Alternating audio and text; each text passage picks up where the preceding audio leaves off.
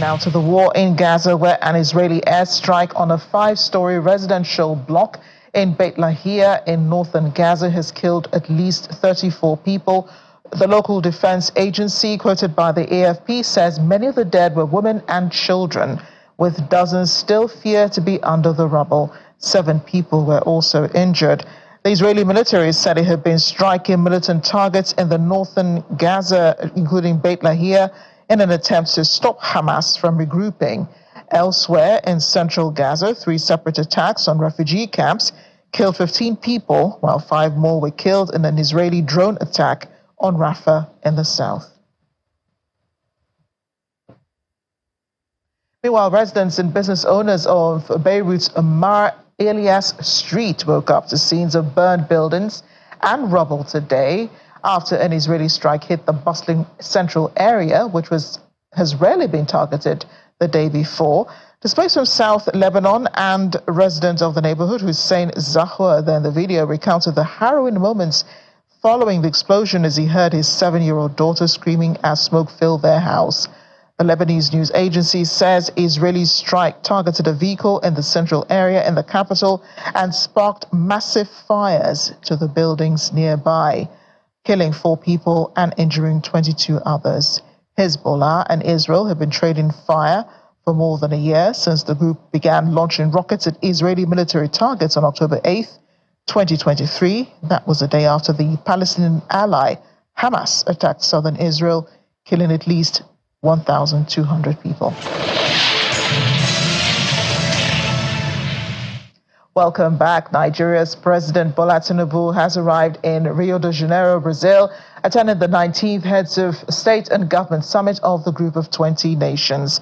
The president was received by Ambassador Breno Costa of the Ministry of External Relations of Brazil. He was accompanied by several of his cabinet ministers. President Tinubu will hold bilateral meetings on the sidelines of the 2-day summit in advancement of Nigeria's socio-economic reforms. Meanwhile, also arriving at the summit are French President Emmanuel Macron, the Chinese President Xi Jinping, Argentinian President Javier Milei, Russian Foreign Minister Sergei Lavrov, Canadian Prime Minister Justin Trudeau, Turkish President Tayyip Erdogan, Italian Prime Minister Giorgia Meloni, among others. The summit, at the instance of the Brazilian President Luiz Inácio Lula da Silva, under the theme Building a Just World and a Sustainable Planet, brings together leaders from the world's largest economies to discuss critical global issues.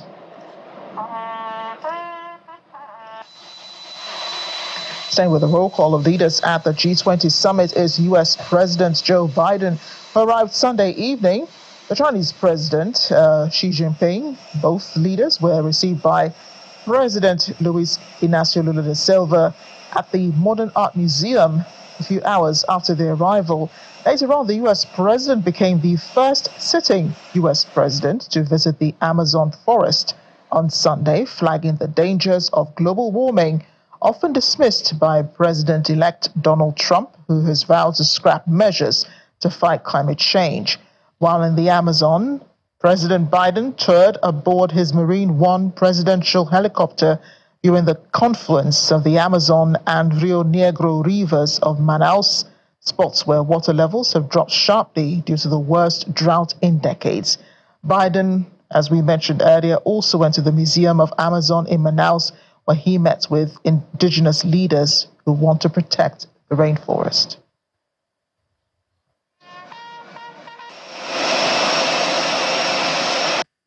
Proud to become the first sitting American president to visit the Amazon and proclaim the first International Conservation Day, reflecting all that it takes as a state in the fight against climate change and honoring the power and promise of conservation work. On International Conservation Day, we recommit to working with partners across our nation and around the world to safeguard our natural resources. I'm now going to sign it.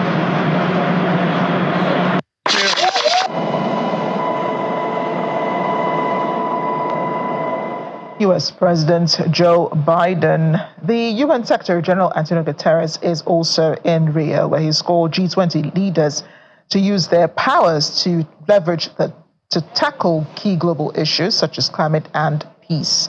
During a press conference on Sunday, Mr. Guterres told journalists that 2024 was well on its way to breaking heat records after leaving the COP29 meeting in Baku. He also emphasized the need for peace in Gaza, Ukraine, and in Sudan. And I have come to Rio with a simple message. G20 leaders must lead.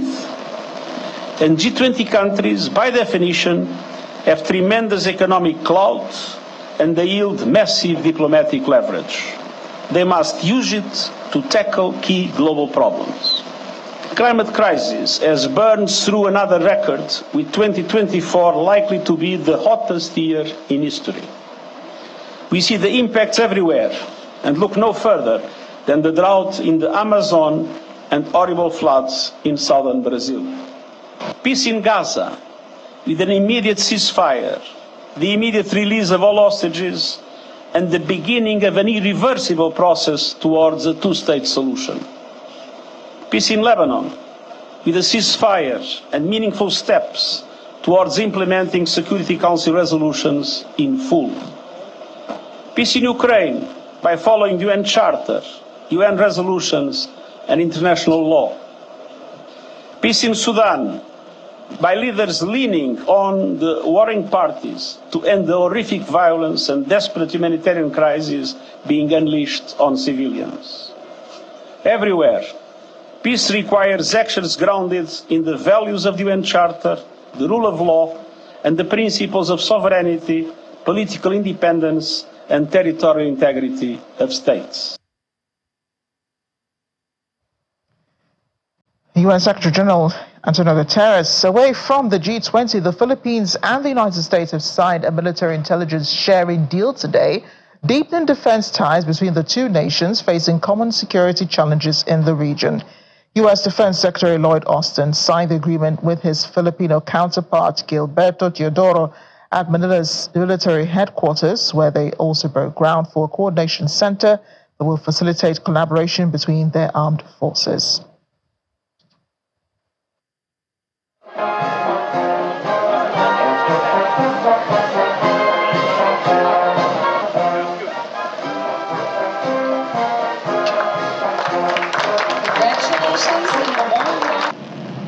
This center will enable real-time information sharing for remarks. India's northeastern state of Manipur is on high alert after authorities recovered the bodies of 6 women and children who reportedly belong to the majority Meitei community. Meitei groups have alleged they were kidnapped by people from the minority Kuki group. The police, however, have not confirmed this. The news sparked a fresh wave of violent protests over the weekend, prompting authorities to snap internet services in some parts of the state. Both ethnic groups have been locked in a deadly ethnic conflict since last May, which has killed 200 people and displaced thousands. Only the group 8 people.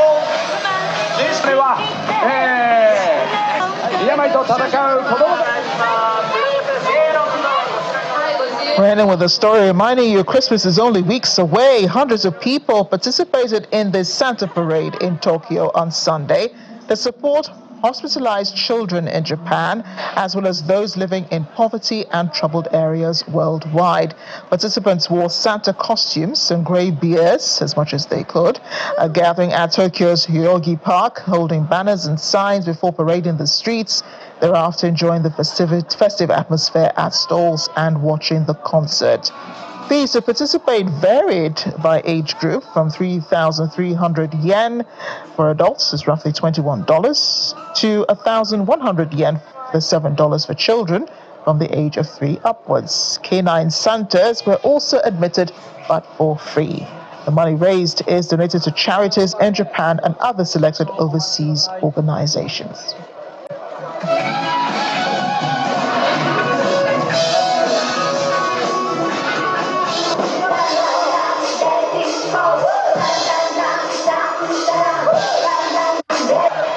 Only the group 8 people. Please